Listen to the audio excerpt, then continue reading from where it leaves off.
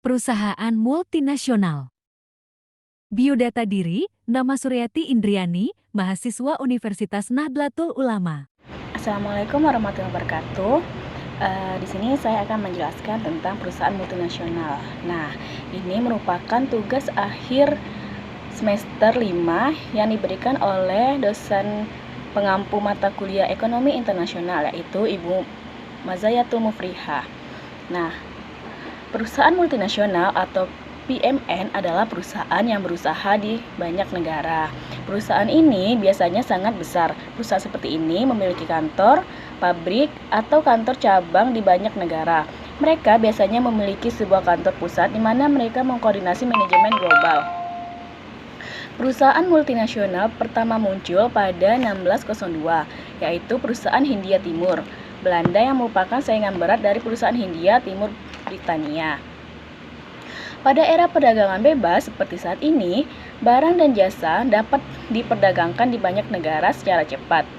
Tidak heran, banyak perusahaan multinasional hadir di sebuah negara dalam memproduksi sebuah barang atau melayani jasa. Di Indonesia sendiri, jumlah perusahaan multinasional terbilang banyak, baik dari sektor industri, konsumen, hingga jasa. Mereka membangun pabrik dan kantor perwakilan jasa untuk melayani kebutuhan dan kepentingan masyarakat Indonesia.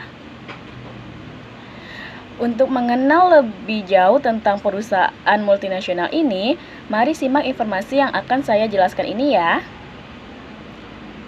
Ciri-ciri perusahaan multinasional.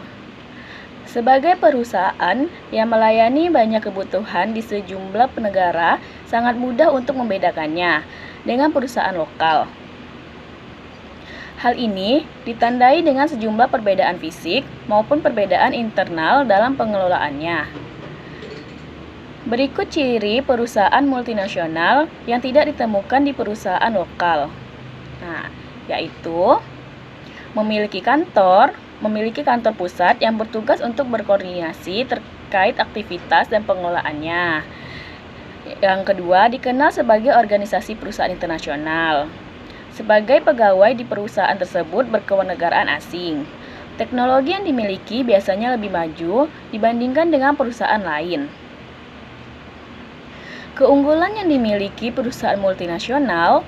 Sebagai perusahaan yang operasionalnya terbesar di banyak negara, tidak semua perusahaan multinasional adalah perusahaan terbuka atau go public. Banyak juga perusahaan multinasional yang memilih untuk tidak menjadi perusahaan go public. Berikut sejumlah fitur yang dimiliki perusahaan multinasional yang tidak dimiliki perusahaan lokal. 1. Perputaran bisnis yang cepat dengan aset besar. Karena perusahaan berada di sejumlah negara, maka perputaran bisnisnya terbilang cepat dan padat. Maka, bisa dikatakan omset perusahaan terbilang besar. Begitu juga aset perusahaan yang dimiliki terbilang besar. Yang kedua, kontrol perusahaan multinasional dikomandani satu kontrol yang berasal dari kantor pusat. Operasionalnya pasti dilaporkan ke kantor pusat untuk mengetahui bisnis yang dilakukan di negara tersebut. Yang ketiga, teknologi terbaru perusahaan multinasional yang memiliki keuangan dan budget investasi yang kuat. Tidak sulit melakukan investasi dalam hal teknologi. Teknologi akan menjadi salah satu fokus perusahaan multinasional dalam upaya menunjang efisiensi produksi barang atau jasa. Yang keempat, manajemen profesional perusahaan akan dijalankan oleh SDM yang kuat dan profesional. Manajemen yang profesional akan dipilih untuk membangun tim kerja yang mumpuni. Yang kelima, pemasaran agresif. Perusahaan multinasional akan menawarkan produk dan jasa mereka secara agresif. Penawaran mereka mencakup pemasaran yang dilakukan secara lokal dan internasional. Tipe perusahaan multinasional. Yang ada perbedaan yang mencolok antara perusahaan multinasional dengan perusahaan lokal. Ini terlihat dari skala transaksinya. Misalnya, perusahaan internasional memproduksi sebuah barang atau jasa di dua negara, sedangkan perusahaan lokal hanya memproduksi barang untuk target pasar di dalam negeri saja. Ada 4 kategori perusahaan multinasional, antara lain yaitu Perusahaan terdesentralisasi dengan kehadiran yang kuat di negara asalnya. Perusahaan global yang tersentralisasi yang mendapat keuntungan biaya di mana sumber daya murah tersedia.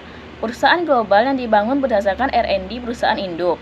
Perusahaan transnasional yang menggunakan ketiga kategori tersebut. Perusahaan multinasional di Indonesia. Di Indonesia, sejumlah perusahaan multinasional juga hadir untuk memenuhi kebutuhan masyarakat. Dalam negeri, perusahaan multinasional di Indonesia banyak yang berasal dari sektor jasa maupun juga konsumen. Berikut sejumlah perusahaan multinasional di Indonesia yang telah dikenal banyak orang di Indonesia. Antara lain yaitu, yang pertama ada Adidas, merek dagang asal Jerman yang memproduksi barang olahraga. Produk yang dijual antara lain yaitu sepatu, pakaian, olahraga, dan alat olahraga lainnya. Yang kedua yaitu Asus, perusahaan yang berbasis di Taiwan fokus memproduksi perangkat komputer.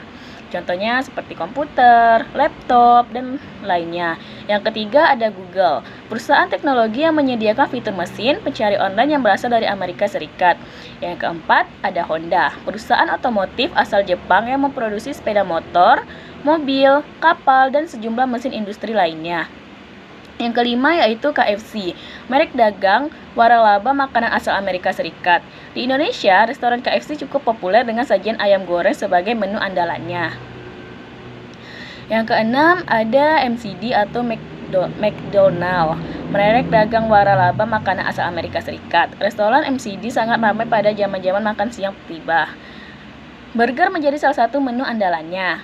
Yang ketujuh ada Nestle, perusahaan yang bergerak di industri makanan dan minuman. Perusahaan asal Swiss ini memproduksi makanan bayi, susu, minuman kopi instan, hingga cemilan berbahan dasar coklat.